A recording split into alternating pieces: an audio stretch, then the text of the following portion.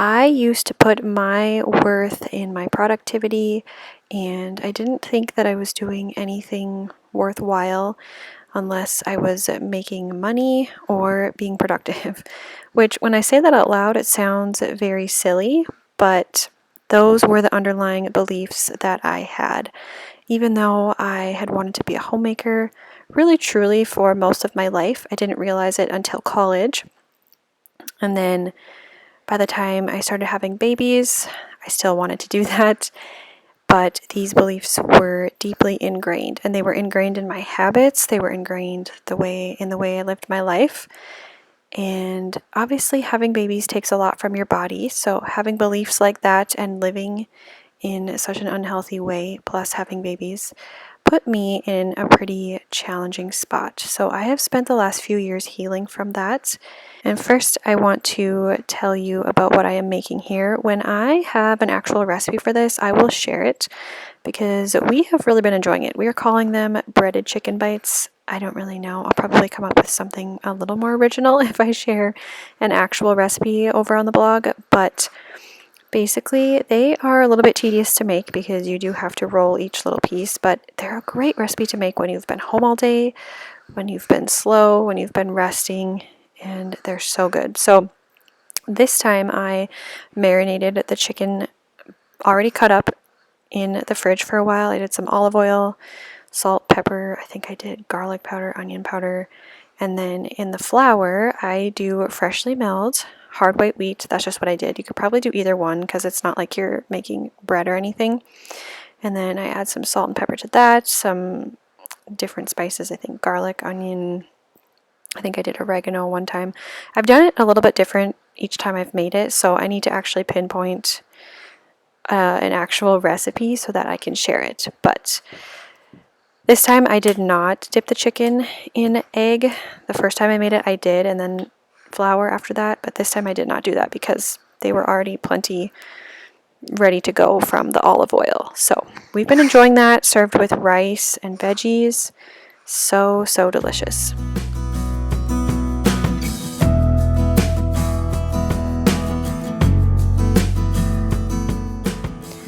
So I first want to address the physical side of healing for me, which that's actually not what was first addressed in the healing process. The spiritual side was definitely addressed first, but we'll get to that. So the physical side is the one that I have actually recently been healing from, and I have really started eating whole foods, from scratch, homemade food type of diet since I've been home because I have had more time to do that, and I definitely noticed differences in my health.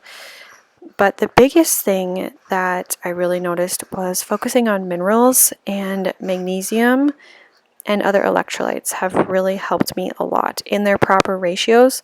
So I'm not a doctor. You can do your own research. Just going to put that little disclaimer there.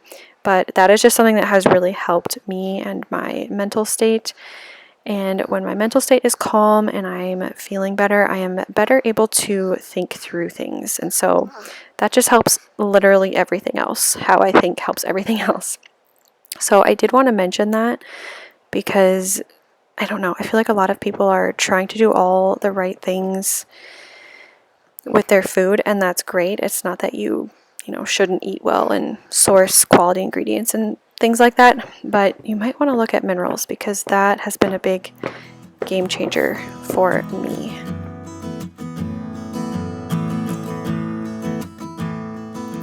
I have found that functioning from a place of peace and rest really does work, and I've heard people say that before, but I didn't understand what they meant, and now I do. So part of why I didn't understand what they meant was because doing that requires falling back on habits, and a lot of my habits were just not in place. So now I have better habits. I don't do this perfectly, but things like being slower in the morning, getting out to look at the sunlight when you wake up, not looking at your phone right after breakfast or right when breakfast is cooking, getting ready, things like that. Everybody's are going to be different, but you kind of have to figure out what works for you, and then you can fall back on those.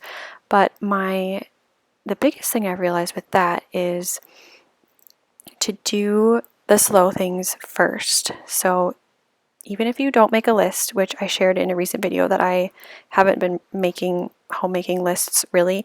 I do still make lists of things that are weighing down on my mind so that I can put them down on paper. But a mom always has a list. We always have a mental list, even if it's not written down.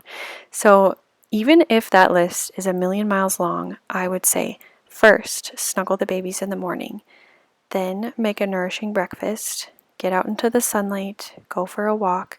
Don't worry about the clock and what time it is, just have a rhythm like that. Those are the kinds of habits that the more that you do them, it just becomes natural, and you can fall back on that rhythm instead of stressing about doing a particular task at a particular time. So, of course, there are exceptions to this. Sometimes we have appointments, but I do try to schedule those things as much as I can within my control at times that would be least stressful. So I basically switched from being stressed all the time to how can I live my life in the least possible stressful way all the time, which is a huge mental shift and physical shift for your body. And it just requires a lot of slowing down. So, like I said, I do not do this perfectly, and I'm always evaluating what is working, what isn't. But my goal for everyone, myself included, is just peace and slowness and no stress. Which that doesn't mean that, we just take the easy way out. It's choosing the disciplined way, I would say, versus the easy way. So, pausing to show you this sweet little thing I found at the thrift store. I think I'm going to use it for decoration because I think it's for perfume. It's small. So I also found these underneath my kitchen sink as I was cleaning them out, and I don't know, I kind of want to grow herbs in them or something. They're so cute, but I have 3 of them, so we'll see what I do with those. But just wanted to pause and show you those few things.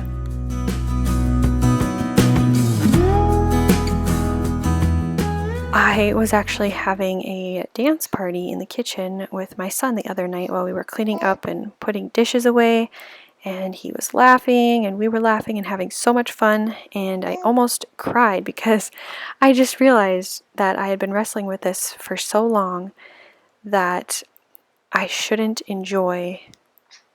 I don't know, like it felt like rebellion to enjoy and to not be anxious and to not be going and going and going all the time. Like I used to think that, I don't know, I wasn't actively thinking these things. Like I say, it's not like I was having these exact thoughts, but when I pick this stuff apart and process it, I realize that these are the underlying beliefs. So if I'm not stressed out all the time, or if I'm not doing things all the time, God will be upset with me, or somebody will be upset with me. Putting your worth in your productivity, which is what that amounts to.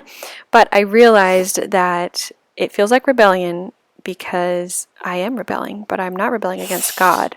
I am rebelling against the enemy. So I actually now, after that little dance party, I have realized that I fully intend to keep on rebelling because this is the good life and this is what I have always wanted, and God has been so good and kind to me, and I'm going to enjoy fully the blessings that He has given to me. Even when things are not perfect, even when we have harder days, I'm going to rejoice. I'm going to dance in the kitchen, and like I said, I'm just going to keep on rebelling. So if you're with me, you can join me in that. This is the rebellion that I intend to keep going.